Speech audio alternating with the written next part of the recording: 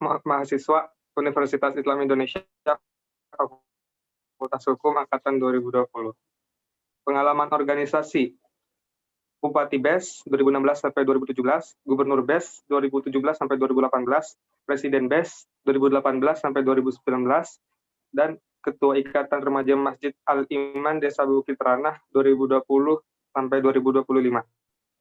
Dan berikut prestasinya.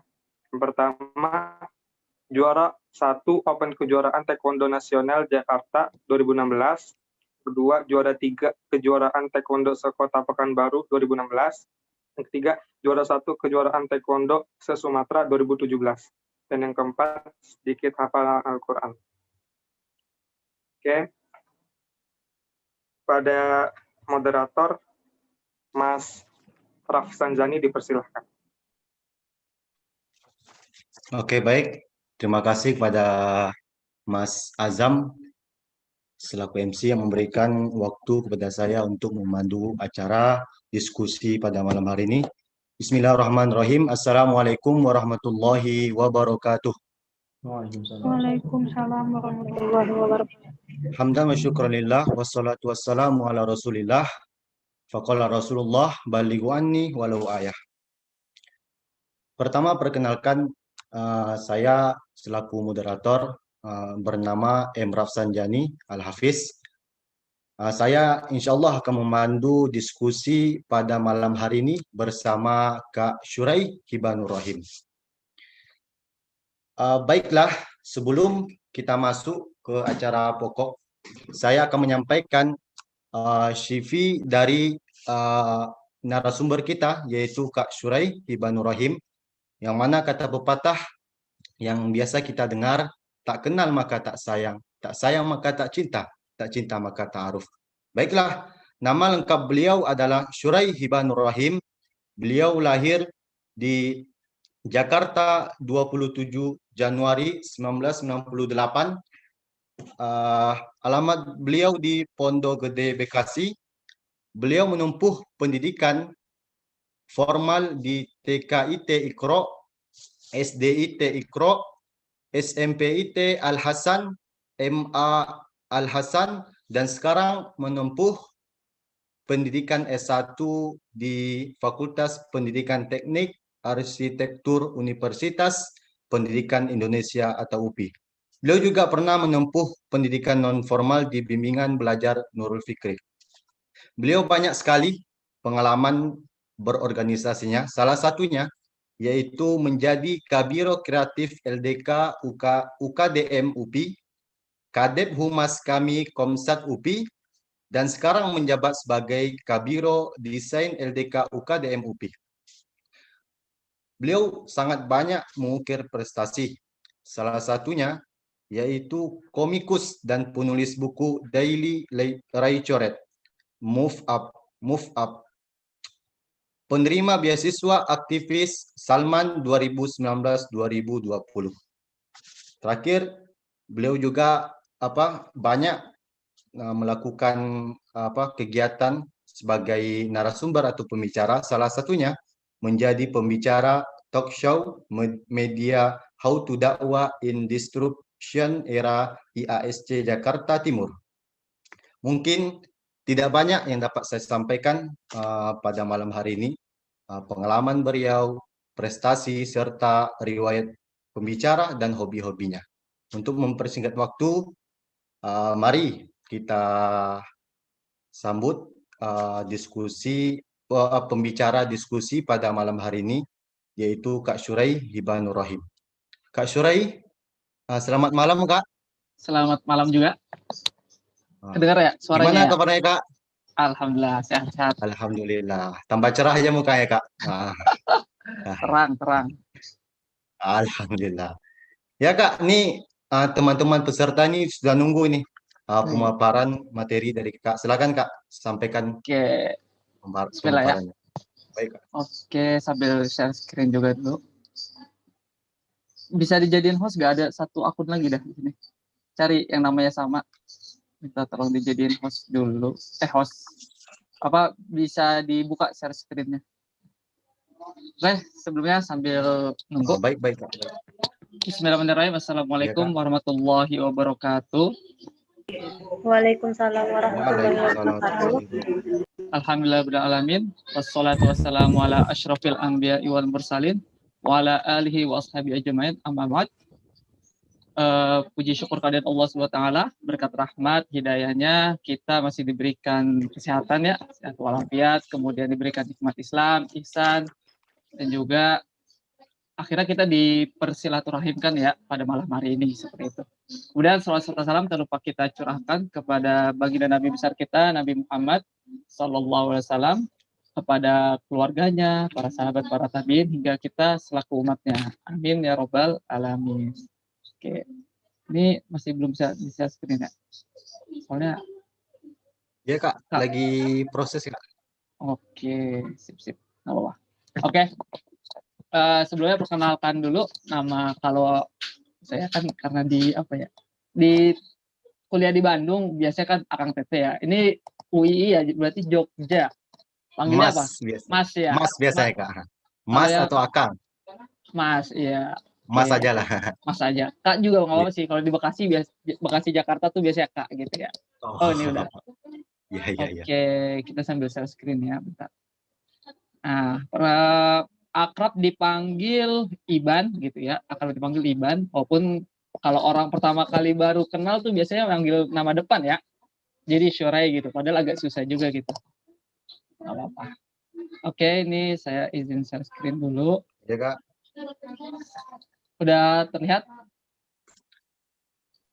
Belum Kak. Udah. Oke, Udah, kelihatan ya. Udah Kak. Kak. Insya Allah pada malam hari ini kita akan berdiskusi, ngobrol-ngobrol cantik gitu ya, guys. Banyak konten, banyak dampak, kok bisa gitu ya. Wah, ini Iya. banyak orang berpikir, apakah benar banyak konten itu akhirnya berdampak juga? Kalau kita ngelihat sekilas, banyak tuh akun-akun juga yang dia sudah mungkin ya, istiqomah gitu ya, dari 2018, 2017 nge-share apa gitu ya, dia lagi misalnya jualannya, atau tentang informasi-informasi yang sekiranya seputar olahraga, seputar makanan kayak gitu. Dan akhirnya hanya segitu aja gitu ya melihat gitu ya. Dampaknya mungkin ya kalau kita melihat secara algoritma, lihatnya itu ya angkanya kan, kalau followersnya 500 berarti dia cuma bisa dampak 500. Kalau followers 1000 berarti dia cuma dampak 1000 gitu.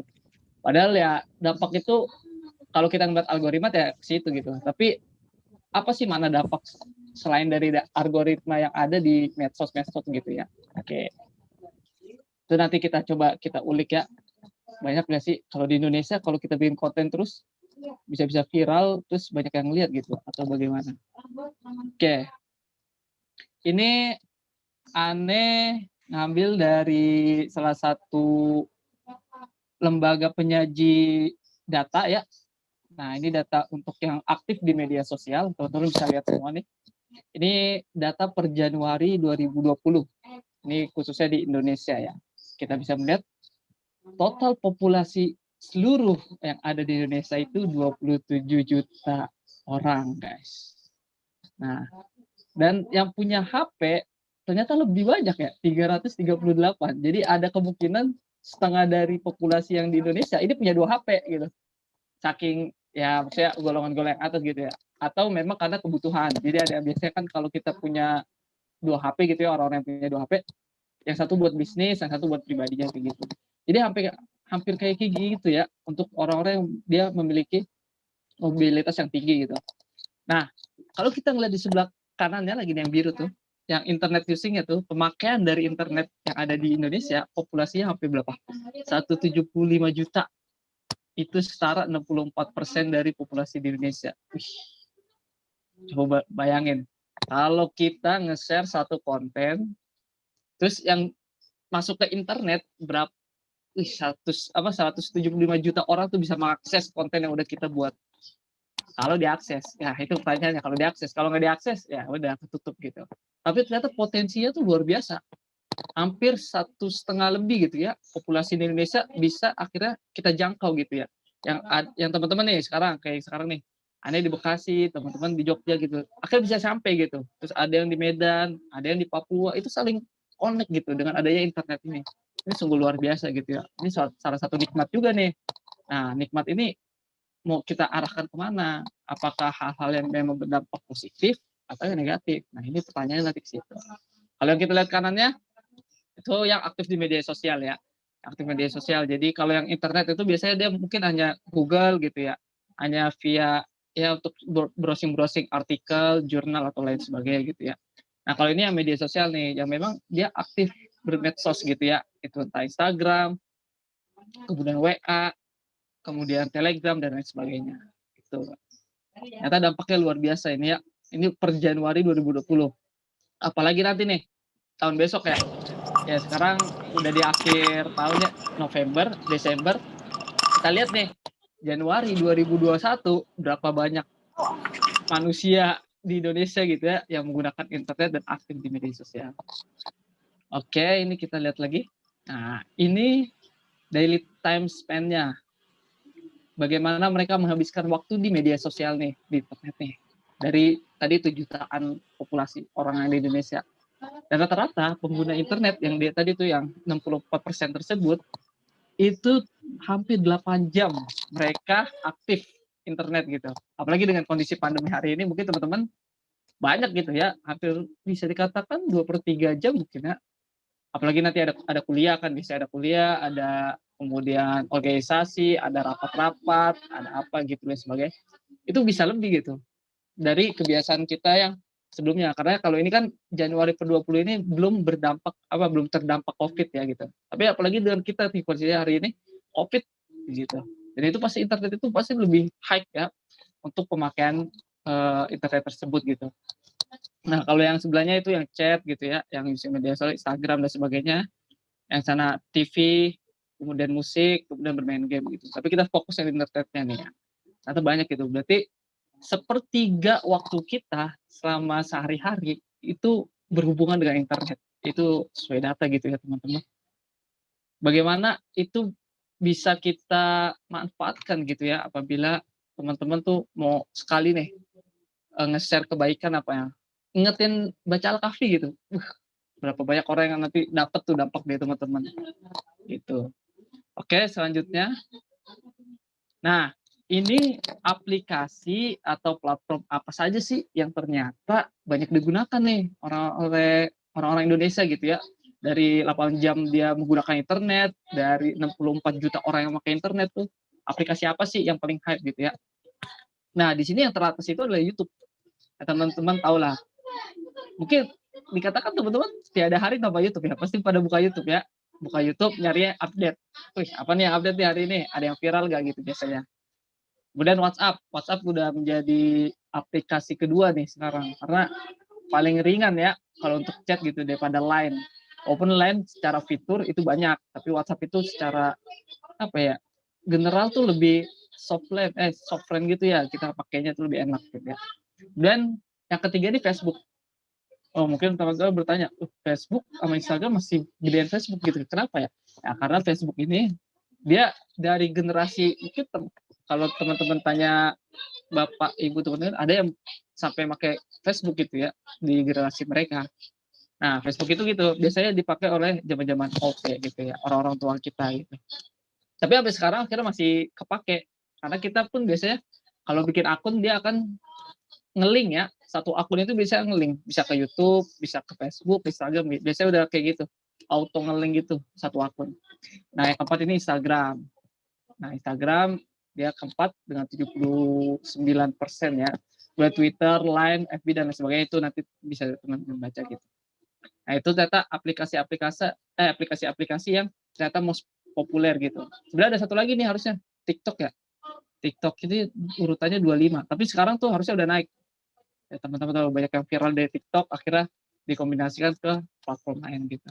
Nah, jadi teman-teman hari ini tahu nih dengan data yang kita punya gitu ya, kita udah ngeliat ada datanya, ternyata dampak dari media sosial itu sungguh luar biasa. Kalaupun kita ternyata tidak bisa memanfaatkannya, tidak bisa memberikan kontribusi kebaikan di dalamnya, lantas nanti apa nih yang akan mengisi tersebut? Nah itu teman-teman bisa menjawabnya sendiri kan gitu. Kalau bukan kebaikan, ya pasti yang berlawanan dari hal tersebut yang akan mengisinya gitu teman-teman. Nah sebagai lembaga ini acara lembaga dakwah kan gitu ya, lembaga dakwah yang tahu lah pasti tujuannya untuk menyebarkan kebaikan, syiar-syiar Islam gitu. Maka aneh mau ngajak teman-teman, apa sih dakwah itu menurut teman-teman? Ada yang mau jawab nggak? Ada yang mau ngasih tahu dakwah itu apa sih menurut teman-teman gitu, secara perspektif teman-teman? 1-2 orang lah, boleh. Mengajak kepada kebaikan, Kak. Mengajak dalam kebaikan. Oke, bagus. Ada lagi? Menyeru ke dalam kebaikan, Kak. Ya, menyeru. Ya, sama-sama lah mengajak menyeru gitu. Sama aja. Ada lagi? Ada?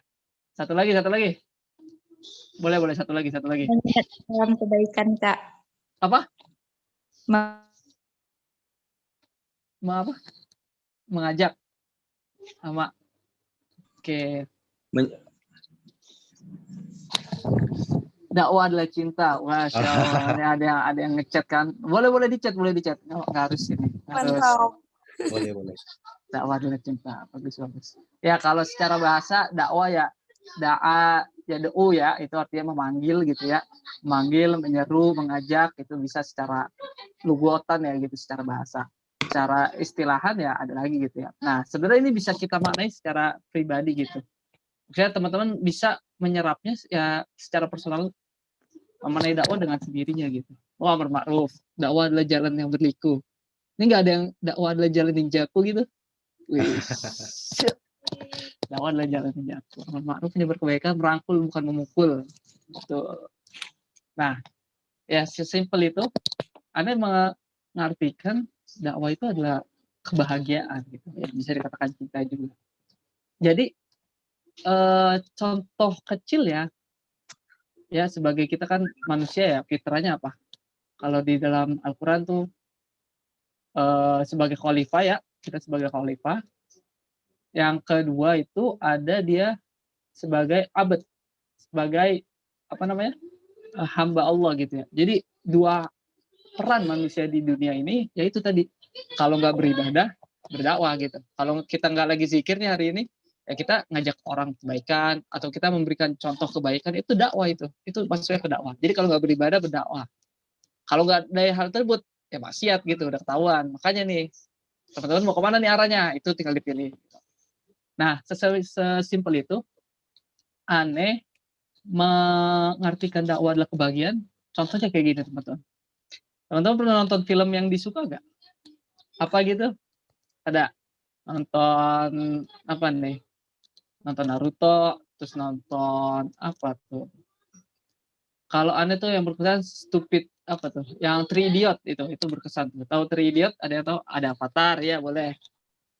Pokoknya salah satu film yang berkesan menurut teman-teman apa sih gitu. Nah, saat teman-teman nonton nih, Tarzamen. Saat Anda nonton nih, misalnya 3 Idiot, wih keren nih.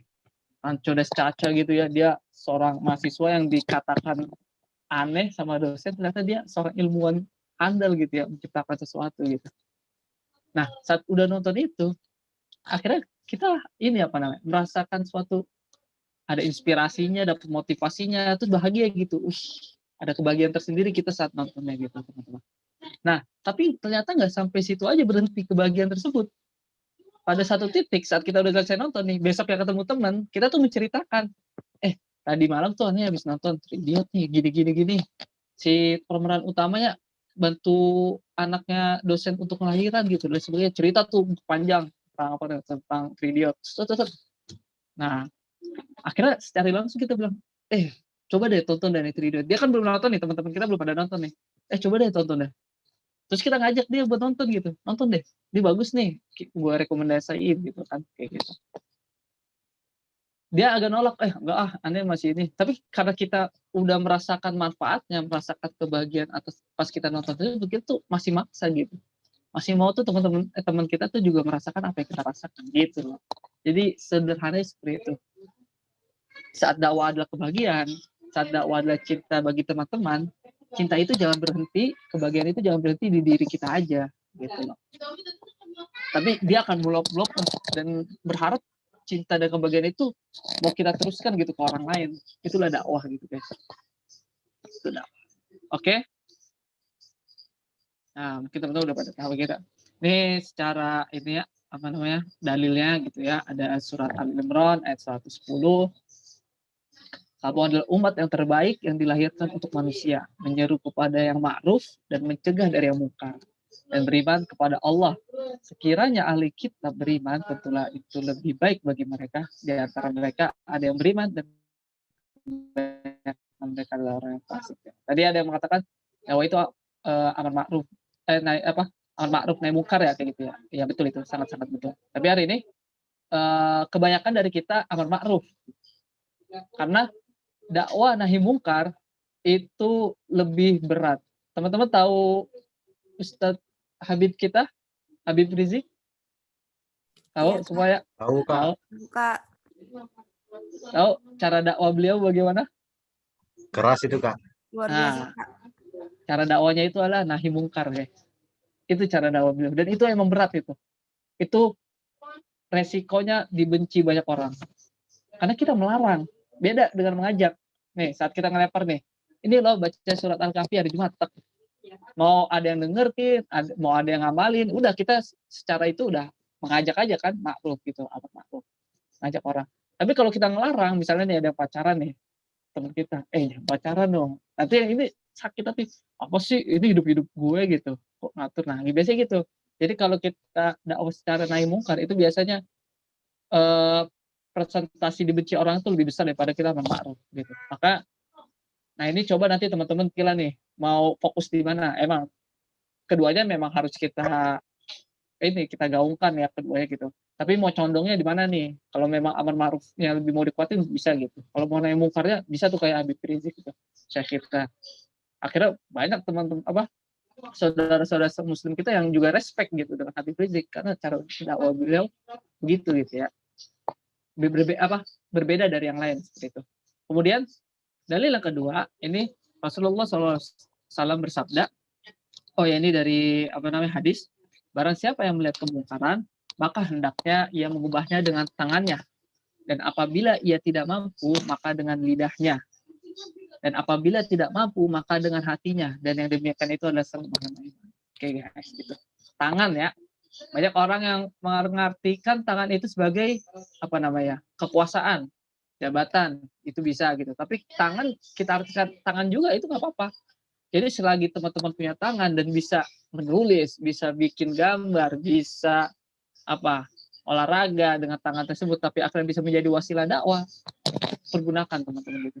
Manfaatkan gitu untuk sebagai jalan dakwah kita gitu ya, tangan-tangan yang kita miliki gitu. Nah, kalau memang tangan kita ini sudah tidak bisa dipakai lagi gitu ya, itu mau dari tadi kan, mau maknanya jabatan, mau itu tangan sendiri, maka dengan lidah kita gitu, kita zikrullah gitu. Zikrullah sebaik-baiknya, mendoakan saudara-saudara kita, mendoakan sahabat-sahabat dakwah kita, teman-teman kita gitu. Khususnya saudara-saudara kita yang jauh di sana gitu ya, kayak Palestina, Suriah, dan lain sebagainya. Kemudian yang selama-selama ibadah adalah dengan hati gitu ya. Jadi kalau mulut kita sudah akhirnya nggak bisa lagi dipakai nih, hati kita gitu ya. Kita doakan dalam hati, kita tenangkan dalam hati. Ya Allah, semoga teman-teman kita mendapatkan kebaikan dari apa yang mereka rencanakan dan sebagainya gitu. Doakan gitu ya. Oke. Itulah mengapa harus kita berdakwah. Ini emang kenapa mengawalinya dengan ini adalah fundamentalnya gitu, basicnya gitu. Sebelum nanti kita mendapatkan ya tadi konten yang bermanfaat tersebut. Tapi kalau basicnya ini nggak kuat, konten kita tuh ya nggak ada ruhnya itu loh. Ruh dari konten tersebut tuh nggak ditiupin gitu. Karena hakikatnya saat kita membuat konten, saat kita ideasi itu bukan kita yang bakal menggerakkan orang-orang untuk melihat ide kita, untuk respect ide kita, enggak. Tapi Allah Subhanahu wa Ta'ala tuh. Kita hanya perantara aja, perantara dari ide tersebut, nanti Allah yang gerakin orang-orang. Oke, ini tadi ya. Kenapa kita harus berdakwah gitu, akal dan sifat manusia terkadang sesat gitu. Yaitu, jadi kita harus sering ngingetin lah teman-teman gitu ya. Ikutin saudara-saudara kita yang terkadang syahwat kan naik turun kan gitu ya. Syahwat naik turun. Iman kita tuh naik turun ya. Al-iman yazid wa yanqus gitu. Nah, maka bagaimana kita bisa yazid terus gitu ya, naik terus gitu. Nah, nanti kalau satu titik kita agak rendah, itu ada teman kita yang ngingetin. Wah, subhanallah kan itu namanya nikmat dari kita berukhuwah gitu, nikmat dari kita berjamaah. Jadi kalau kita lagi dalam keadaan futur, itu ada yang ngingetin itu. Oke. Kemudian kebenaran memerlukan orang yang untuk mengembannya. Nah gitu. Jadi kita tahu nih Islam adalah agama yang paling benar. Islam adalah rahmatan lil alamin. Tapi kita nggak mau menggenggam kebenaran tersebut gitu. Jadi kita hanya merasakan untuk diri sendiri dan kita bodoh amat gitu dengan orang lain. Nah, ini yang salah gitu ya. Sebenarnya perlu ada yang memegangnya, ada yang menyuarakannya juga gitu. Itu yang diperlukan. Misalnya tadi kan contoh paling kenanya tuh misalnya di perpolitikan gitu ya. Itu perpolitikan kan ya teman-teman tahu lah bagaimana polisi. Kalau hari ini nggak ada yang menggaungkan Islam di sana, ya nauzubillah gitu ya. Apa yang terjadi dari pemerintahan nanti gitu. Nah, itu maupun nanti di lingkungan sekitar teman-teman gitu ya, misalnya ada pergaulan-pergaulan yang kurang sehat gitu ya, tapi teman-teman tuh hanya ya cuek gitu ya terhadap hal tersebut, padahal teman-teman tahu tuh, teman-teman anak LDK tapi tahu dan tahu gitu ya, oh nggak boleh hal tersebut, tapi diam aja. Nah ini yang salah, maka perlu ada yang mengubahnya kebaikan tersebut. Kemudian segala sesuatu pasti ada balasannya dari Allah. Nah, nanti kalau teman-teman memang sudah membuat konten, sudah punya ide-ide cemerlang, sudah berusaha untuk mengajak orang-orang dalam kebaikan, tapi ternyata secara angka itu hanya minim ya, dikit, itu nggak usah berkecil hati gitu. Karena segala sesuatu yang kita sudah upayakan, insya Allah itu pasti ada balasannya dari Allah. Pasti. Dan kita yakin aja, apa yang kita lakukan ini dibayarnya dengan pahala gitu. Jadi teman-teman Ane tuh sering meniatkan segala aktivitas nih, misalnya bantu ada orang butuh desain kan, Ane emang berkecimpung di sana gitu ya. Dan mereka secara budget gak ada gitu ya, udah kita bantu aja, kita ikhlaskan, semoga nanti ini yang dibalas dengan pahala tersebut gitu. Kalau memang urusan-urusan kebaikan ya itu ya, itu lagi kalau urusannya ternyata menyimpang dan sebagainya. Oke, itu ya. Jadi itu hal fundamental bagaimana kita sebelum melakukan ideasi, sebelum kita membuat konten-konten yang berdampak tersebut, ya kita harus kuatkan dulu nih hal-hal fundamental, kita kuatin dulu fondasi dari niat kita tuh apa sih? Niat kita ya tadi tuh untuk menyiarkan Islam. Itu guys, teman-teman. Oke, selanjutnya terkait karya ya. Kalau Ane tuh biasanya nyebut postingan Ane itu adalah karya Ane gitu. Ilustrasi Ane adalah karya Ane, komik Ane adalah karya Ane gitu. Teman-teman bisa mengartikan karya itu banyak gitu ya. Tulisan, habis itu misalnya dengan berprestasi itu juga sebuah karya itu. Jadi banyaklah karya itu bisa ditafsirkan sebagaimana rupa gitu. Dan insya Allah itu tafsirannya baik-baik semua karena karya gitu. Nah, bagaimana sih sebuah karya itu akan tercipta sangat baik gitu, sangat tinggi dan berdampak gitu. Nah, ini sejalan dengan referensi teman-teman. Jadi kalau teman-teman ingin bikin ide nih, kalau Ane tuh biasanya mau bikin satu komik gitu ya, bikin komik, tapi sebelum bikin komik itu cuma ngayal-ngayal doang gitu. Itu biasanya nanti hasil komiknya itu juga agak ngawang-ngawang. Nah, tapi kalau kita referensi dulu, misalnya baca dulu nih, ada berita apa, ada garis berita ya, misalnya terus referensi dari komik-komik barat, komik-komik Jepang, terus kita kombinasi dengan dalil-dalil Islam dan sebagainya gitu ya. Jadi referensinya kita banyakin dulu nih sebelum kita mengideasi karya tersebut gitu, bikin postingan, bikin konten tuh kita referensi banyakin dulu. Nah kalau udah kita isi amunisi kita ya, isi teko lah gitu ya. Jadi teko kita diisi dulu, nanti kalau kita tuang lagi nih ke karya itu ada isinya gitu. Jadi nggak cuma ngambang aja karya kita. Gitu. Kadang saat kita membuat kita hanya berpikir secara visual ya bagus atau enak dilihat aja gitu. Tapi esensi dari karya tersebut, esensi dari konten yang kita buat itu nggak ada gitu, nihil gitu ya. Nah ini yang perlu di garis bawahi teman-teman.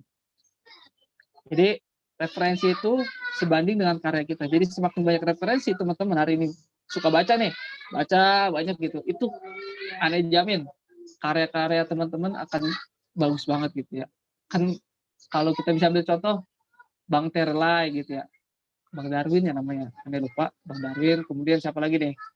Para Panita, kemudian banyaklah dari Azhar Nur Ala gitu ya. Itu sering baca, sering nyari-nyari referensi gitu. Akhirnya dia cari posting, cari bikin konten itu kena gitu ya ke semua audiensnya gitu. Oke, kita lanjut. Nah, ini sebenarnya banyak ya. Ini cuma salah satunya, nanti bisa teman-teman cari lagi gitu karena banyak juga jenis-jenisnya. Jadi jenis konten apa saja sih yang memang ternyata diminati gitu ya oleh netizen medsos ya apa? Iya. Netizen medsos, netizen warganet ya, warganet. Oleh warganet itu apa sih yang disukai itu konten-konten. Nah, yang paling pertama nih emosional sih pertama. Emosional itu paling kena. Jadi ke siapa tuh? Teman-teman tahu peristiwa apa ya? Ada lupa. Teroris yang ngebunuh, ada lupa di Prancis apa ya gitu ya. Jadi ada teroris yang membunuh, dia masuk masjid terus ngebantai orang-orang di masjid. Tahu gak tuh berita? Ngebantai ke masjid. Kemudian ada yang anaknya meninggal gitu ya, anak meninggal dan ibunya berduka gitu ya dengan kejadian tersebut gitu. Nah, banyak media itu mensorotnya itu apa? Teroris masuk masjidnya gitu loh. Akhirnya media ya semua mainstream lah gitu. Tapi ternyata di akun Cordoba Media, teman-teman tahu akun Cordoba Media? Ada yang tahu? Cordoba Media yang dia biasanya seputar Islam terkini itu nggak cuma di Indonesia, di luar negeri banyak. Tahu ya? Nah, di Cordoba Media dia ngambil sisi emosionalnya. Yaitu apa? Terkait ibunya mengikhlaskan anaknya itu gitu. Jadi dia memaafkan teroris yang tadi membunuh atau membantai orang-orang di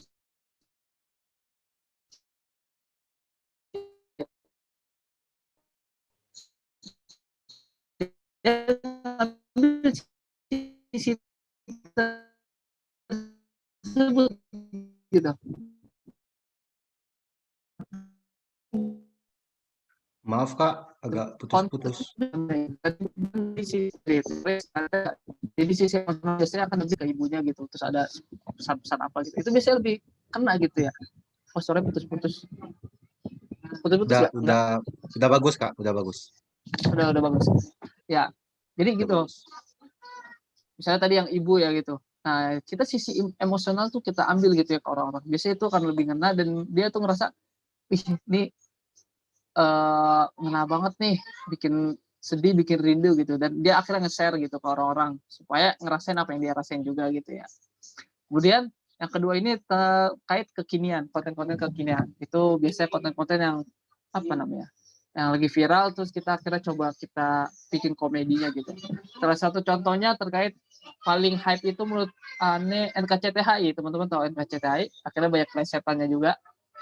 Nanti apa sih kepanjangannya? Ada lupa. NKCTHI gitu. Nah, kayak gitu. Akhirnya NKCTHI ini banyak konten-konten lain, konten dakwah juga menggunakan hal tersebut gitu. Jadi dia mengikuti dengan kekinian. Oh ya, nanti kita cerita akhirat ya. Nanti kita cerita di akhirat. Sedih amat di akhirat. Jadi dia ngambil konsep-konsep kekinian lagi viral nih. Kayak apa ya?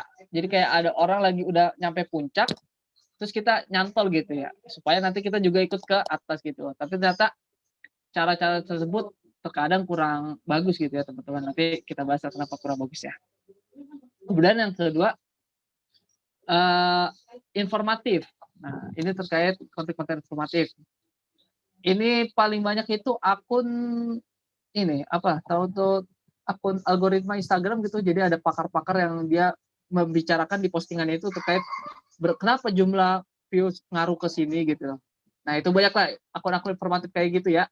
Dan ternyata itu juga banyak diminati gitu. Jadi orang-orang tuh merasa, wih dapat ilmu nih dari hal tersebut gitu ya. Ada informasi-informasi penting yang ternyata nggak pernah dibahas gitu di channel-channel lain. Nah, ini yang biasanya bikin orang tertarik gitu ya. Akhirnya dia banyak ke-save gitu ya, walaupun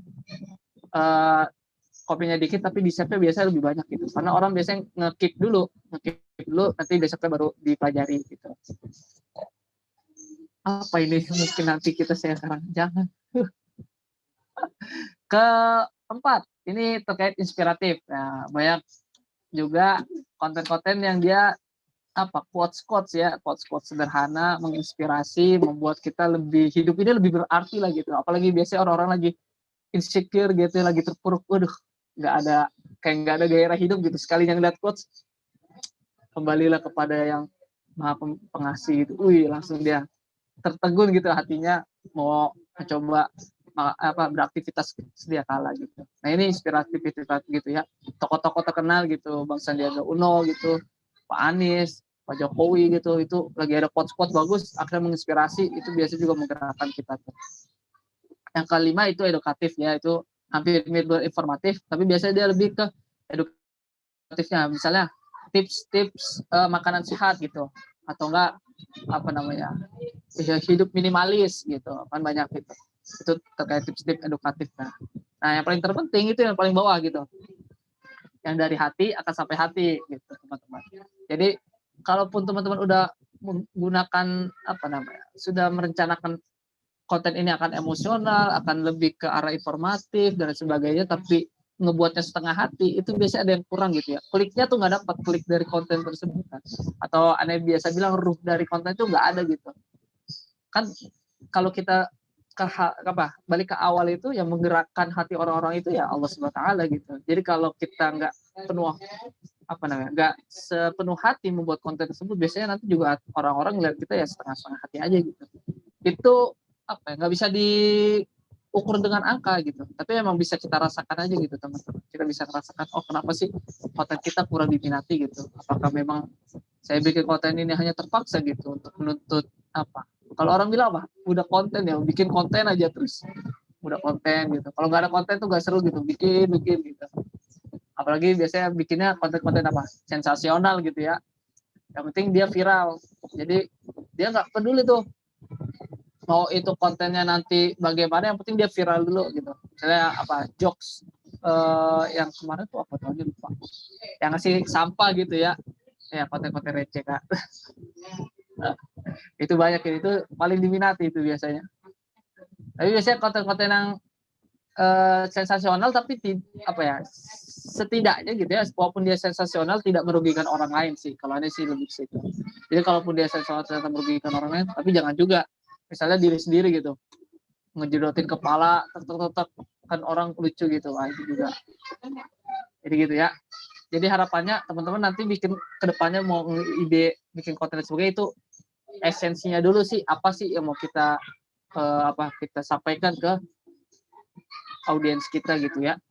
Oke, selanjutnya. Nah, ini tips dakwah media gitu ya. Ini udah jam berapa? 20.30. Nanti kita banyak ditanya jawab aja, mungkin teman-teman biar enak gitu ya. TikTok aja gitu ya. Ini hanya sebagai tips-tips yang biasa Anda pakai juga.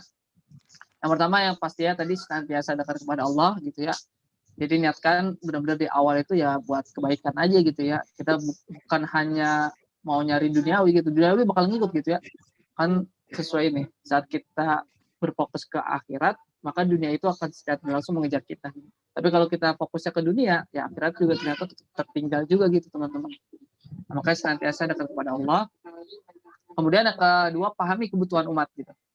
Nah, ini pahami kebutuhan umat. Jadi teman-teman, aneh pribadi pun juga kalau bikin konten boleh gitu ya, boleh terkadang mengikuti apa yang kita. Tapi kalau memang niatnya untuk umat juga, kita kembalikan ke umat, bukan untuk diri kita sendiri ya, kita coba sesuaikan ya, kita relevankan ya konten kita dengan kebutuhan umat. Hari ini biasanya banyak milenial dia insecure ya gitu, misalnya terkait fisik dia, terkait masa depan biasanya gitu ya, apalagi mahasiswa semester akhir gini, wisuda, nikah, kerja, ngapain ya habis ini, biasanya tuh bikin kepala pusing sendiri gitu ya. Nah, ini kita coba masuk ke area-area tersebut nih, ternyata netizen atau umat hari ini tuh, umat Islam butuhnya ini loh. Nah, kita bikin konten hal tersebut.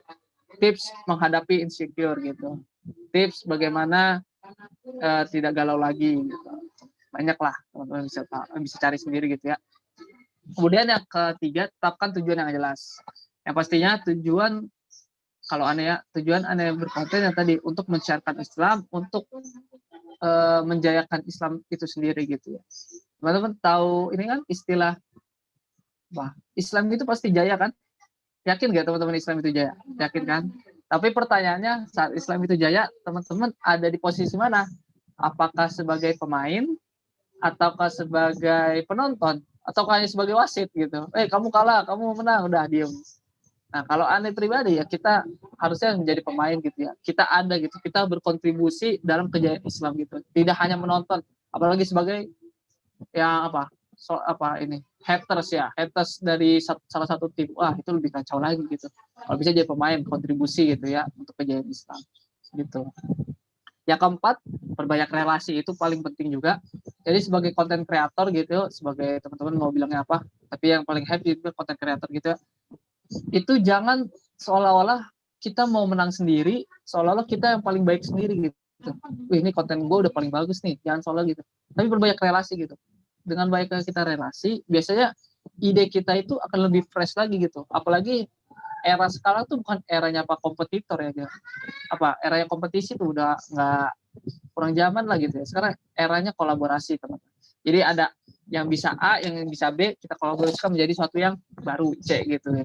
Teman-teman banyak-banyak kolaborasi gitu, banyak-banyak ke teman, cari-cari teman, coba bikin suatu kolaborasi terbaru gitu ya, karya yang lebih menarik gitu ke depannya. Kelima, perbanyak referensi ya, tadi itu sesuai dengan yang di awal, referensi itu segaris lurus dengan karya yang nanti kita ciptakan. Kemudian ini tadi berapa? 6 ya, ke-6 ya. Bersabar dalam proses, itu pastinya. Jadi nggak ada suatu keberhasilan, suatu kejayaan tersebut yang kita nggak bersabar dalam prosesnya gitu. Justru aneh itu paling senang di prosesnya gitu. Proses itu yang akan lebih mendewasakan kita. Kalau hasil itu sebagai apa? Sebagai efek samping dari proses yang kita lalui aja. Jadi nggak usah terlalu difokuskan ke hasilnya, tapi fokus aja ke proses, tuh sabar dengan prosesnya. Emang lama untuk kita ngebangun istilah branding dari konten kita itu lama pasti. Itu perlu proses yang lama. Kecuali teman-teman tadi itu awal mau viral aja gitu. Tapi kalau viral biasanya apa? Naiknya cepat, turunnya juga cepat udah. Jadi cuma ya singkat lah, langsung hilang lagi gitu ya. Kemudian yang ke-7, istiqomah, itu udah pastinya kita bersabar, kita tetap nyari-nyari referensi ya, istiqomah dalam hal tersebut gitu. Anda pribadi juga dalam bab istiqomah ini masih terus dan terus belajar gitu ya, teman-teman. Jadi sebenarnya nggak ada orang yang dia namanya, orangnya istiqomah banget. Nah, tapi kalau ditanya ke orangnya biasanya dia nggak istiqomah, tapi aneh usahain biar bisa rutin, bisa istiqomah. Jadi istiqomah itu bukan sifat, tapi hal yang perlu kita perjuangkan. Istiqomah itu guys, istiqomah itu pasti itu berat gitu ya. Yang kan apa, istirahat gitu ya kalau kata orang-orang. Nah, tapi istiqomah itu perlu kita perjuangkan. Oke. Nah, ini ada yang tahu nggak ini? Ini design thinking, ada yang pernah baca atau pernah dengar dari dosen kah, dari teman-teman organisasi? Kalau aneh di organisasi juga di LDK UPI ini udah pakai ini sih, dan di pas aneh bikin konten aneh juga kadang pakai ini gitu ya, tips-tips ini dari Stanford, aneh lupa dari mana yang buat, univ apa gitu ya, univ di Stanford gitu, Stanford univ ya, lupa. Nah, ada yang pernah ya, nah itu. Jadi bagaimana kita bisa membuat suatu ide kita tuh lebih berdampak ke orang tuh, tahap-tahapnya apa aja sih? Ini ada empathize, kemudian define, edit, kemudian prototype, test gitu ya. Yang pertama ini bagaimana kita berempati dulu gitu ya, teman-teman. Berempati ke orang, cari tahu. Contoh paling ini ya Gojek. Wah, Gojek pakai ide ini nih. Gojek, Pak Nadiem, Pak Menteri ini pakai ide ini. Jadi dia empati dulu. Sebelum dia bikin Gojek panggilan itu, dia itu nanya dulu nih.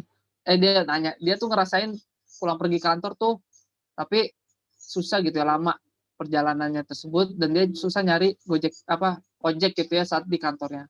Kemudian dia akhirnya juga nanya ke tukang Gojek lagi, tukang ojek ke pangkalan dulu gitu ya, ojek ke pangkalan, gimana sih pendapatannya, suka duka jadi ojek pangkalan tuh gimana, dia tanya-tanya lah gitu.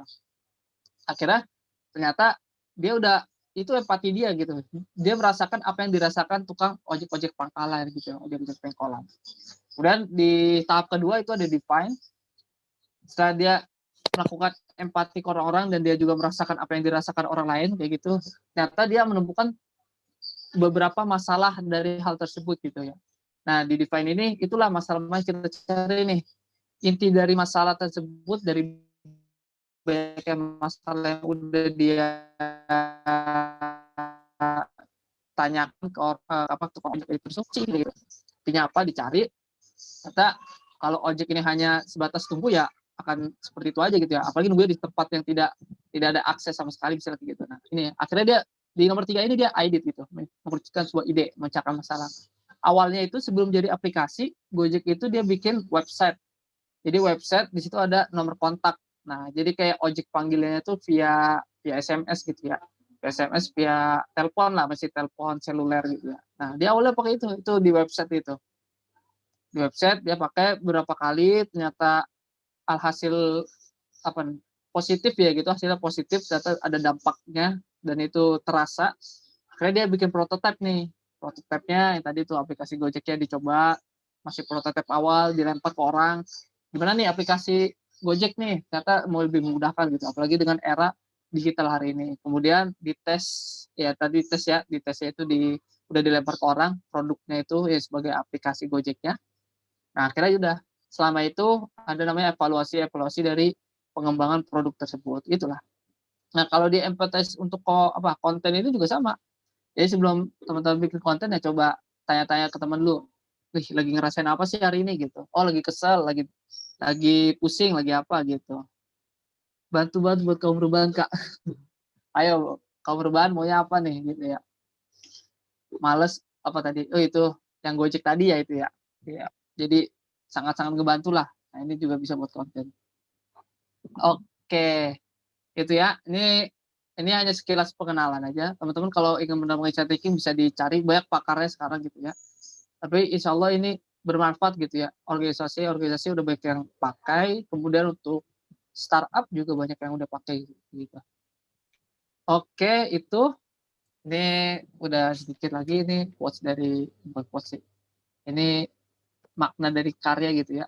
Jadi saat teman-teman nanti bikin konten, saat teman-teman bikin ide tersebut, bikin karya tersebut, itu hakikatnya teman-teman sedang bertumbuh gitu ya.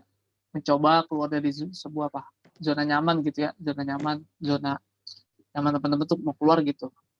Nah, tidak ada kenyamanan dalam pertumbuhan dan tidak ada pertumbuhan dalam zona nyaman gitu.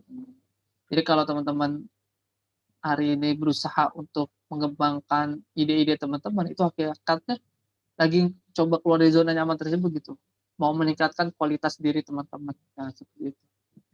Jadi percaya aja lah, apa yang teman hari ini coba karyakan itu akan menjadi kualitas diri tumbuhnya teman-teman ke depannya terus seperti itu. Oke, terakhir ini dari Ane. Quotes-nya, nah ini quotes Ane. Kecil banget. Nah, sip, kelihatan. Hadirmu hari ini adalah kesempatan emas yang Allah beri. Kemampuanmu hari ini adalah modal besar yang kau miliki. Mimpimu hari ini adalah kenyataan esok yang akan kau raih. Maka mulailah gitu ya teman-teman. Jadi apapun hari ini yang sudah kita dapatkan, ilmu apa baru dan lain sebagainya, kalau kita tidak ada aksi, tidak memulai dari langkah kecil, itu ya sama aja bohong. Dan kita udah tahu dengan hadirnya kita hari ini adalah kesempatan yang Allah. Berarti Allah yakin belum cabut nyawa kita kan, berarti Allah masih memberi kesempatan kita untuk ke arah yang lebih baik gitu. Dan kemampuan yang kita miliki hari teman ini bukan sebuah batasan, tapi ini sebuah modal gitu ya. Dengan punya dengkul, dengan punya tangan hari itu modal. Bukan berarti modal itu hanya uang gitu ya, enggak. Jadi dengan adanya kita nih, tubuh kita ini juga modal gitu ya. Dan mimpi teman-teman hari ini, oh besok akan menjadi seorang arsitek kalau gitu. Besok akan menjadi seorang dokter. Besok mau jadi presiden itu dengan kita meyakini mimpi tersebut, insya Allah gitu ya, esok itu teman-teman akan raih. Itu dari Ane, kurang lebihnya mohon maaf, nanti kita bisa lanjut di sesi tanya jawab aja, mungkin mau tanya jawab. Itu aja, Ane kembalikan ke moderator, dipersilakan. Oke, baik Kak. Terima kasih Kak Syurai Hibanur Rahim atas pemaparan materinya. Selanjutnya kita masuk ke sesi tanya jawab. Pada teman-teman peserta boleh langsung dengan raise hand, langsung bertanya kepada Kak Syurai. Boleh juga di kolom chat, memberikan pertanyaan di kolom chat.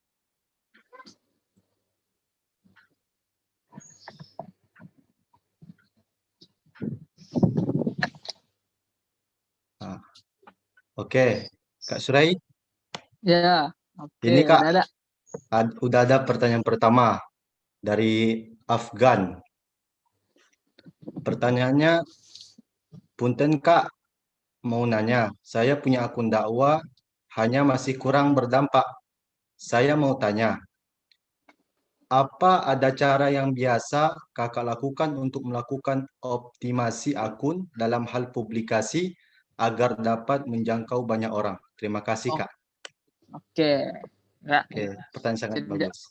izin menjawab. Ya, Terkait silakan, Kak. akun kita masih kecil ya gitu ya, belum ada dampaknya. Nah, ini salah satu tips aneh ya. Dulu aneh sempat berapa ya? Jadi kalau kita ngeliat angka ya, angka dulu kalau nggak salah pernah 6.000 dulu. Sekarang kan itu juga masih kecil sih kalau nggak berapa. Cuma kita ngelihat ini aja perubahannya ya, perubahannya. Yang awalnya tadi 6.000, terus aneh coba membangun relasi ke konten kreator lain yang dia secara notabene udah gede gitu. Bukan berarti kita ngebenalu ke mereka, enggak, tapi bagaimana kita tadi mengajak kolaborasi ke konten kreator lain gitu. Nah, ini gunanya relasi tadi itu. Dengan kita ngajak kolaborasi mereka, terus kita bikin satu akun, satu karya nih, satu konten kan, terus kita up tuh, kita lempar tuh ke misalnya ke Instagram ya, khususnya di Instagram, taruh. Nah, itu kan akhirnya bawa nama kita juga. Jadi bawa nama dia, bawa nama kita gitu loh. Nah, ini yang nanti secara langsung publikasi kita juga akan lebih banyak. Jadi dia dapat audiensinya audiens dari yang kita juga dapat audiens dari dia gitu. Jadi saling kolaborasi gitu ya caranya. Itu salah satu tips yang biasanya pakai juga. Kemudian yang kedua, dengan hashtag gitu ya. Jadi dengan hashtag. Jadi kalau teman-teman bikin postingan, itu biasakan hashtagnya itu relevan. Misalnya bikin postingan terkait komik. Nah, bikin aja komik gitu, komik yang generalnya gitu, komiknya. Komik apa lagi nih? Komik Islam, komik apa lagi? Komik dakwah gitu. Kemudian misalnya lagi mau posting terkait literasi gitu. Literasi apa? Tuh. Terus jadi sesuaikan hashtag dengan postingan apa yang mau kita buat gitu ya, teman-teman. Itu biasanya berpengaruh besar gitu. Itu biasanya optimasi. Dan salah satu yang paling paling menentukan adalah istiqomah dari teman-teman gitu. Jadi kalau teman-teman 1-2 postingan tiba-tiba udah luntur ya udah wassalam gitu. Ya emang harus sabar gitu ya. Membangun suatu akun itu nggak mudah. Pasti banyak cobaannya gitu, perlu kesabaran gitu. Jadi itu ya, itu salah satu tips dari Aneh. Itu cukup. Semoga bisa menjawab. Baik, Kak. Ini Kemal yang mau resen, silakan. Yang mau langsung bertanya. Kemal Al-Kausar. Ada Kemal?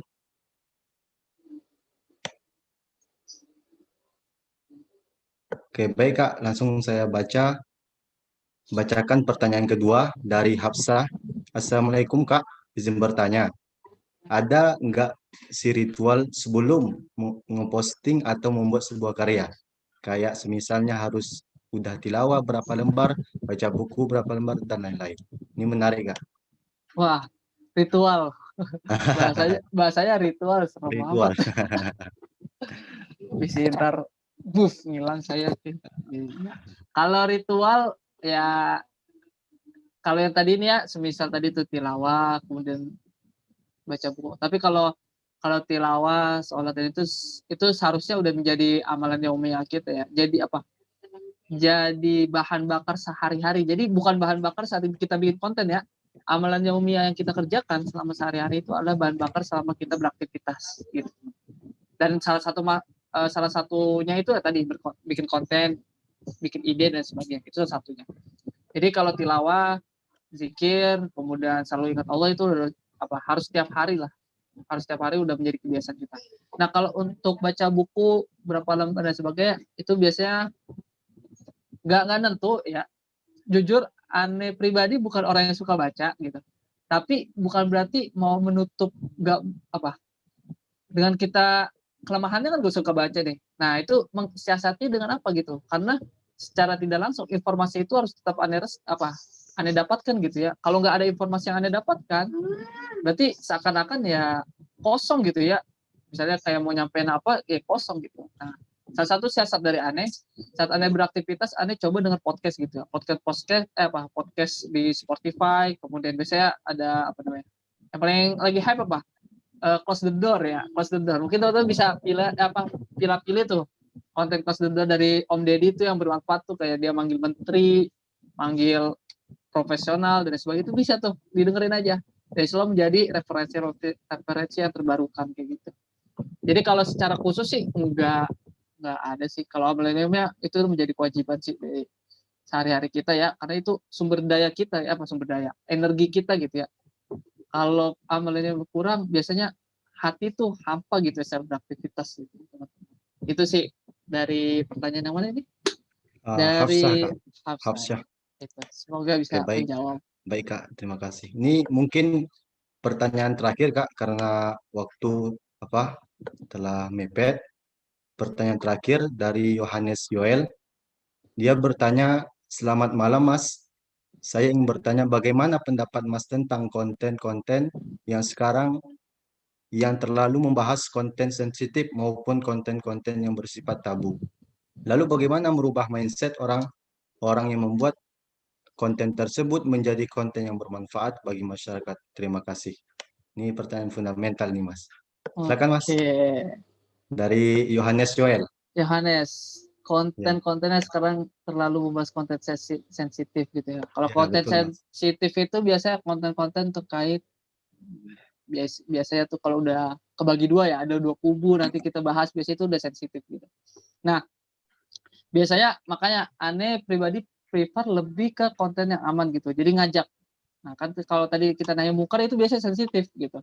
Nanya mungkar biasanya langsung ngejudge, ini boleh ini nggak boleh kayak gitu loh. Tapi kalau amar ma'ruf itu kita ngajak, dan kalau kita ngajak ya itu udah terlepas dari orang yang lihat nih, antara dia mau ngikut atau enggak. Tapi kalau nanya mungkar biasanya ntar ada yang apa ya, terasa di pojokan lah dan sebagainya gitu. Nah makanya kalau untuk bahas-bahas konten tersebut misalnya terkait apa fikih ya, fikih itu kan banyak ikhtilaf ya teman-teman, banyak mazhabnya gitu ya, dan itu nggak satu dua gitu. Nah kalau ingin misalnya contohnya tadi itu bahas fikih, itu coba tingkatkan kapasitas dari teman-teman sendiri gitu. Kalau memang ternyata menyadari kapasitas teman-teman untuk membahas hal tersebut masih kurang, ya nggak usah dilanjutkan gitu ya, sudah gitu. Tinggalkan aja, cari konten-konten yang memang sekiranya tidak akan menjadi sesuatu yang sensitif di kalangan warganet gitu. Jadi teman-teman yang tadi itu yang aman-aman aja. Karena secara keilmuan ternyata kapasitas kita masih kurang gitu. Tapi kalau memang seorang ustadz gitu, ulama yang dia membuat konten tersebut ya mangga-mangga aja gitu ya menurut Anda, karena dia udah kapasitasnya ke sana. Nah, ini beda lagi ya pertanyaan kalau ini. Lalu bagaimana merubah mindset orang yang membuat konten tersebut menjadi konten yang bermanfaat bagi masyarakat gitu. Kalau merubah mindset ya itu udah kehendak yang lain sih gitu. Maksudnya kita nggak bisa punya kekuatan untuk merubah mindset orang lain, tapi kita bisa berusaha untuk membuat mindset tersebut, bisa mengarahkan gitu ya. Ane pribadi sudah sering melihat banyak akun teman-teman ya, khususnya teman-teman sahabat-sahabat apa kaum muslimin itu, banyak yang dia awalnya konten pribadi, isinya foto-foto dia lagi jalan-jalan, foto dia lagi apa, ternyata menjadi akun manfaat. Banyak sekarang akun-akun udah berubah kayak gitu. Nah, ini jadi biasanya orang itu akan ngikutin trennya, dan insya Allah dengan tren-tren kayak gini biasanya lagi bagus nih trennya. Jadi banyak orang yang ternyata daripada akunnya itu cuma isinya foto dia jalan-jalan, foto dia lagi ngapain, dan udah diisi aja lah sama konten apa. Misalnya dia suka nulis nih, suka nulis puisi, udah kontennya apa, akunnya diisi tulisan-tulisan puisi gitu dan sebagainya. Biasanya ini nanti ngikut sendiri gitu. Tapi kalau memang ternyata ada akun-akun yang dia kontennya masih negatif, ya itu bagaimana teman-teman memfilter aja sih. Karena kita nggak bisa secara langsung mengubah itu, nggak bisa gitu. Tapi kita filter aja, terus kita nasihatin orang-orang yang sekiranya masih mengikuti akun tersebut gitu. Nanti lama-lama akun itu juga sadar, ternyata konten aneh nggak bisa nyentuh orang-orang pada kabur karena kontennya ternyata negatif nih. Biasanya akan berubah kayak gitu. Itu. Makasih, semoga bisa menjawab. Baik, Kak. Terima kasih, Kak, atas pemaparan materinya. Mungkin ini terakhir ada satu lagi pertanyaan yang cukup bagus, Kak. Penutup. Apa nih? Pertanyaan dari saudara kita. Gimana ya, Kak, biar kolaborasi sama teman-teman itu bisa kompak? Misalnya teman-teman di LDK, Kak. Biasanya kebanyakan para kurang greget, Kak. Bagaimana mendekatkan diri itu, Kak? cepat berbaur dengan teman-teman di LDK. Apalagi di Oh ini masa tadi mati ya pandemi ini. video dia tadi. Oh Mati ya, Kak? oke oke. Oh dia tadi mati. Tadi buka chat Mati di dari HP. Oh saya buka chatnya di PC aja dah. Oke. Aku mau nanya Kak, apakah bukan yang gimana ya dari Bapak Sigit, Bapak Sigit. Kalau LDK Iya, Kak. kurang greget bagian mananya nih? Nah, biasanya di apa? Ide dari kita bikin kontennya ya. Idenya tuh apa ya? Kaku ya, biasa anak LDK tuh bikin kontennya tuh misalnya ngebahas Umar gitu ya. Kita mau ternyata Umar itu seorang khalifah dan sebagainya gitu. Kita mau sirohnya gitu. Ternyata pas kita lempar bikin kontennya tuh kaku gitu. Nah, ini kolaborasinya biasanya kalau kita aneh nih belajar dari ITB ya. ITB tahu Gamais pada ya. Nah, LDK yang di ITB, Gamais. Gamais itu dia kolaborasinya dengan anak-anak seni rupa gitu. Dan ternyata anak-anak seni rupa ini banyak yang dia juga ikut LDK gitu. Jadi secara tidak langsung ternyata pola pikir anak seni ini bisa dikolaborasikan dengan apa namanya tadi itu siar-siar Islamnya tuh dapat gitu loh. Nah ini yang susah biasanya di LDK, khususnya di UPI juga kurang gitu ya. Ada anak seninya tapi ternyata anak seni di LDK yang nggak dapet gitu. Yang ada biasanya anak teknik dah. Tau lah anak teknik keras-keras gitu ya. Biasanya nanti kulturnya gitu dapat ke kontennya jadi keras-keras gitu atau kontennya agak kaku. Nah itu. Jadi kalau mau kolaborasi coba cari apa namanya orangnya dulu nih. Ternyata orangnya LDK nih mau bikin konten apa yang receh tapi bermanfaat, berarti coba cari orang yang receh dan nanti LDK-nya nih, teman LDK yang bertugas untuk memberikan esensi dari kontennya. Nah, orang yang receh ini dia yang bikin apa? Pemanis yang recehnya itu gitu loh. Jadi kolaborasi kayak gitu. Misalnya tuh ada yang suka romance. Yaudah nih orangnya suka bikin cerita romance nih. Nah, kolaborasiin tuh dia bisa bikin bumbu-bumbu apa? Bumbu-bumbu romance-nya yang LDK bisa masukin nilai-nilai keislamannya. Nah, itu yang dikolaborasikan biasanya kayak gitu. Kalau kurang greget ya greget di ini sih biasanya terlalu banyak aktivitas gitu ya. Jadi banyak yang enggan untuk membantu bikin ide gitu sih. Coba jadi aneh belajar dari ini apa namanya tuh komik ini loh Tai Lalat. Tahu Tai Lalat? Ya, semoga pada tahu ya. Pasti tahu lah Tai Lalat. Tahu. Tai Lalat Bang namanya Bang Fadli ya. Ya, ada lupa Bang Fadli apa Fadlan. Jadi setiap pekan dia ada satu hari itu untuk dia ngumpul cuma buat ngobrol nggak jelas satu hari kalau nggak salah itu hari Selasa gitu. Jadi tiap malam Selasa dia nggak boleh buka laptop, nggak boleh buka HP, cuma ngobrol aja kerjanya. Dan itu ngobrol nggak jelas jadi kayak ideasi gitu, brainstormingnya di satu hari itu udah ngobrol ngalor ngidul apa gitu, udah dapat nanti hari Rabu terus sampai ke Selasa depannya itu dia tugasnya bikin konten. Makanya kan kalau kita ngeliat Tai Lalat tiap hari dia bikin konten karena gitu dia ada sistemnya, sistem brainstorming untuk satu hari khusus di satu hari untuk memenuhi 6 hari ke depannya gitu. Nah mungkin teman-teman nanti bisa kayak gitu teman media LDK gitu. Aneh juga lagi coba terapkan di UPI kayak gitu. Jadi bagaimana kita ada satu waktu khusus yang kalau bisa semuanya hadir gitu ya, khususnya teman-teman media dan di situ isinya ngobrol-ngobrol santai aja. Jadi nggak usah terlalu kaku. Biasanya kalau kaku tuh terformal itu ide tuh mentok-mentok gitu loh. Cuma kalau lagi nyantai ya teman-teman kan biasanya apa ya istilahnya tuh.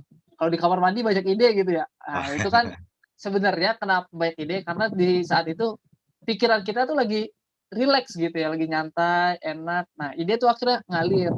Nah, kalau orang yang memang sekiranya sering lupa, ya itu kalau bisa di sebelahnya ada catatan gitu, ada buku, ada apa gitu buat nyatet. Kalau emang bisa mudah ingat ya, alhamdulillah kayak gitu teman-teman. Itu sih dari aneh untuk pertanyaan dari Bapak Sigit. Ya. Sigit Budiarto. Ini ada ketinggalan satu pertanyaan lagi, Kak. Oh, boleh, Pertanyaan boleh. mungkin yang fundamental, semua kita mengalami kan. Pertanyaan dari Nurma Adenan. Pertanyaannya, apakah wajib bagi kita melakukan amalan yang akan kita dakwahkan terlebih dahulu sebelum kita mengajak orang lain? Dan bagaimana jika kita sendiri melakukan larangan yang telah kita ucapkan? Oke. Ini Dari biasanya Nurma Adenan. biasanya kita takut ya itu ya. Kan Ya, betul, Kak. tadi dari Mas Rafsan juga udah menyampaikan, sampaikanlah walau satu ayat gitu ya. Ya. Kalau secara kita lihat secara ini literal ya, kayaknya kita harus bisa satu ayat dulu baru bisa kita sampaikan, kayak gitu kan ya. Tapi hakikatnya saat kita berdakwah itu sebenarnya kita mendakwai diri kita sendiri gitu loh.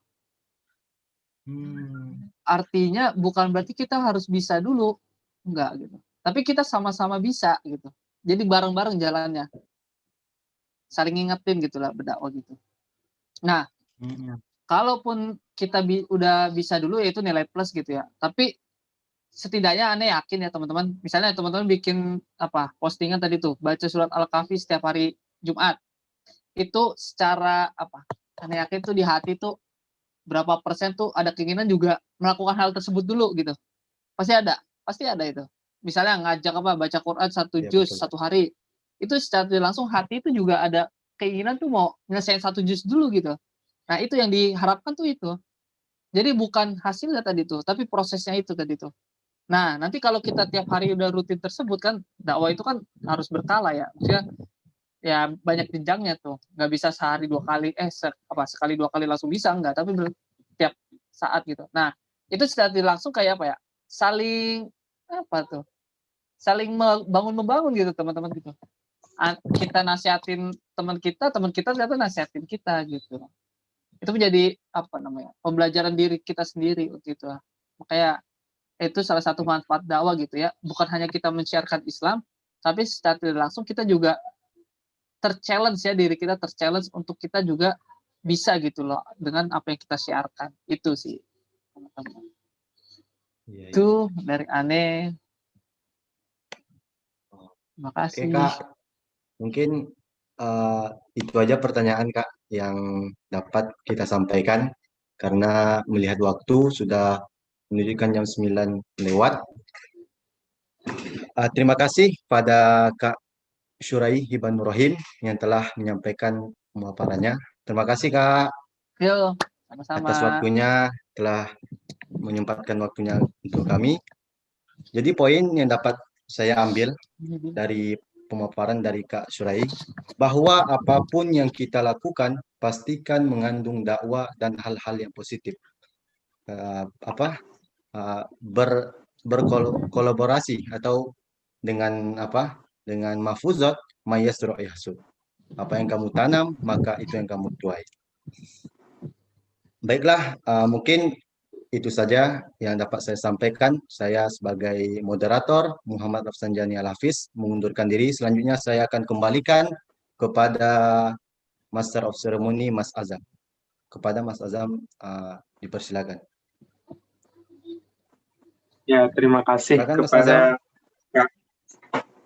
Terima kasih kepada Kak Syurai Hibanur Rahim atas materinya.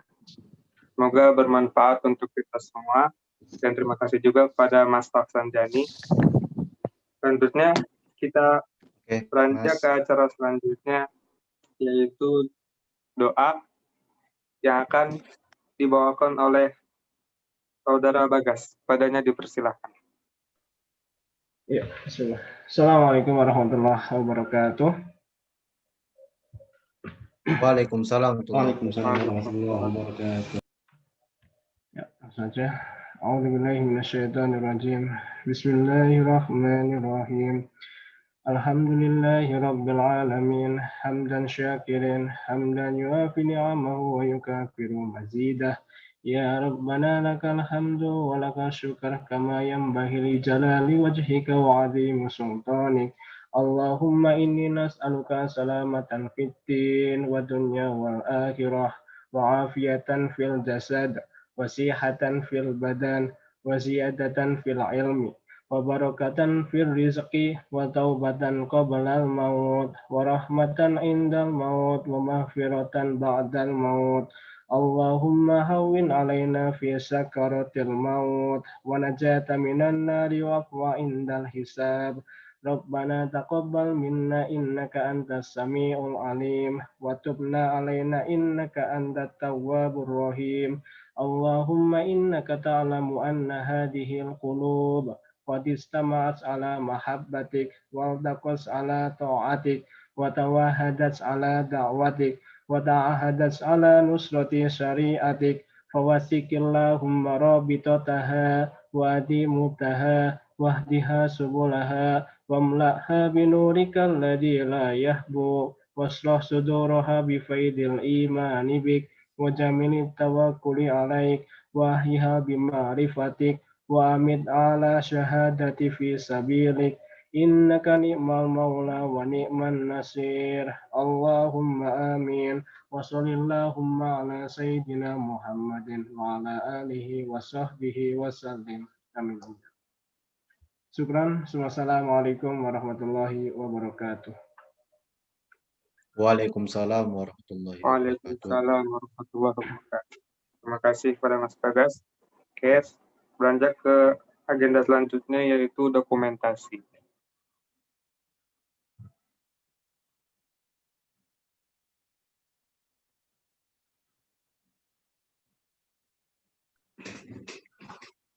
Pada bagian dokumentasi dipersilahkan. Baik teman-teman, bagi yang bisa mengaktifkan kamera silakan Teman-teman. aktifkan.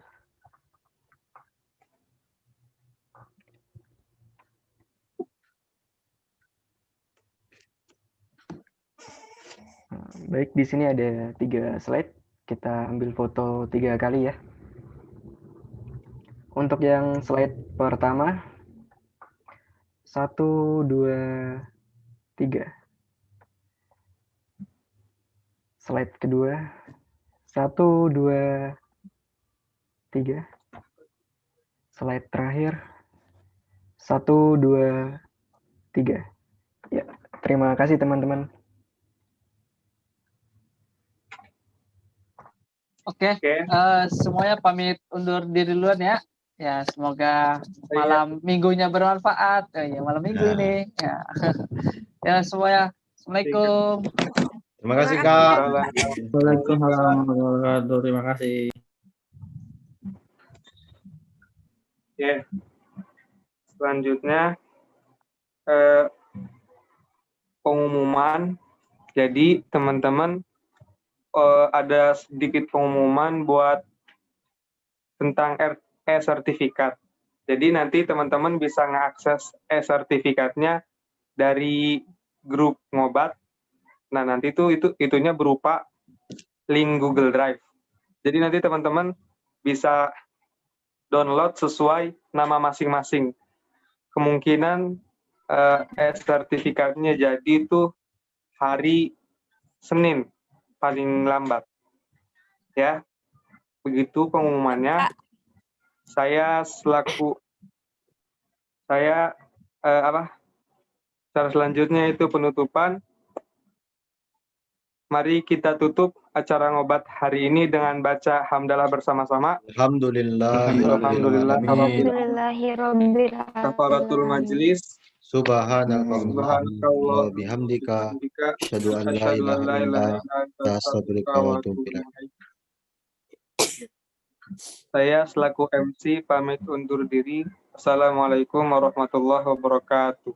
Waalaikumsalam warahmatullahi wabarakatuh. Wabarakatuh. Terima kasih Kak. Makasih teman-teman. Terima kasih teman-teman.